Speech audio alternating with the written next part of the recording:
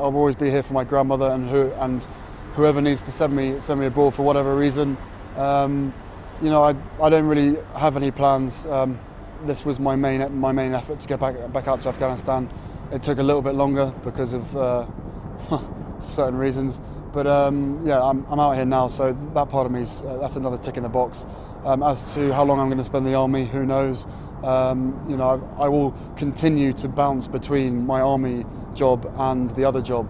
I got to be careful on any more patronages, because the last thing that my brother, myself, and also Catherine, last thing we want to do is spread ourselves too thin across the ground. We want to be able to sort of pack the punch when it's needed. I'll still stay patron to the charities I've got. I've got Walking with the Wounded Southpaw adventure coming up. Medically, if I can do that, that's perfect, because I'd love to do it, because missing out on the North Pole thing was a real dig in the ribs. But you know, that was another experience I had with a bunch of military guys who are really sound, and it's nice to see the effect it's had as well. I think, you know, seeing on the news ex-servicemen and women being used to incorporate the training and the standards that are sort of within the army. I'm not going to bore you with it, but it's nice to see that the military is being used to bring along youth as such. Because I think, you know, the family bond that happens in the military is second to none, especially within the British military. And those standards that we pride ourselves on, and that seriously that work and show that they work, can be used more in schools, not necessarily for antisocial behaviour, just in general. I think for teamwork and stuff like that. I think it's an opportunity that should have been used a long time ago. To be honest with you, it's got to that stage now when I think everybody really wants to go home. It gets like that for everybody. You know, we're coming up to the 5 month stage. The handover period takes about 2 weeks as well, so that's pretty arduous because there's less flying, and when you're not flying, it is quite boring. There's not a lot to do around Bastion, but yeah, it's, you know, 10 weeks last time was like a holiday. Just as the point you get bored, it was time for me to go home. But that was, for me, that hurt, being pulled out at that point, being dragged away from my guys. I think it was all done. It wasn't done in the wrong way, but it was just.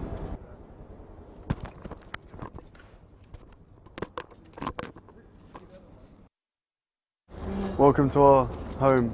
You can see outside. I don't know if you can see with your light anyway. I'll show you the homely bit. Paradigm phone. So this is as much privacy as one would get, but it's fine because there's only 4 of us down here. So if you're sitting in that seat, then you're probably speaking to home, I would have thought. A storeroom, the usual things. It never changes.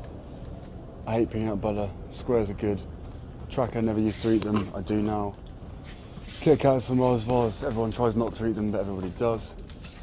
And then just a lot of plastic cups and plates and spoons and stuff like that, which I keep getting upset with people saying don't use more than one plastic plate unless you have to. And they're like, no one seems to get it.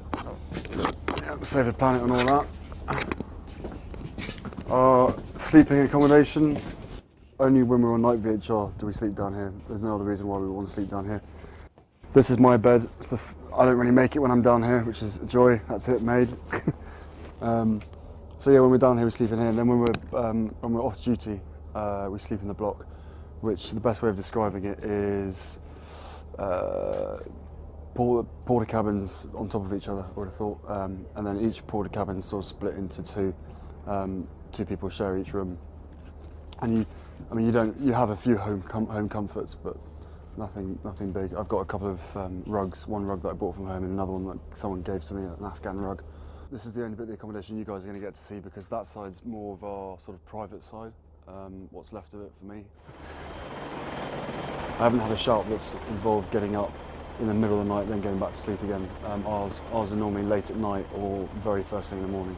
I would say 2-3 o'clock in the morning is a shocker, because you come back at about 5 and then you've got an hour and a half to push if you wanted to. I suppose the point being, 1 minute you're in bed asleep, 6.5 minutes later you're speaking to somebody on the ground who's being shot at. But yeah, I suppose you just get used to it, I guess. And, you know, I'm out here doing a job and I really enjoy it. I never wanted you guys to be out here, but there was an agreement made to invite you out on the deal that the media didn't speculate before my deployment. That's the only reason you guys are out here. There's no PR stunt, there's nothing like that.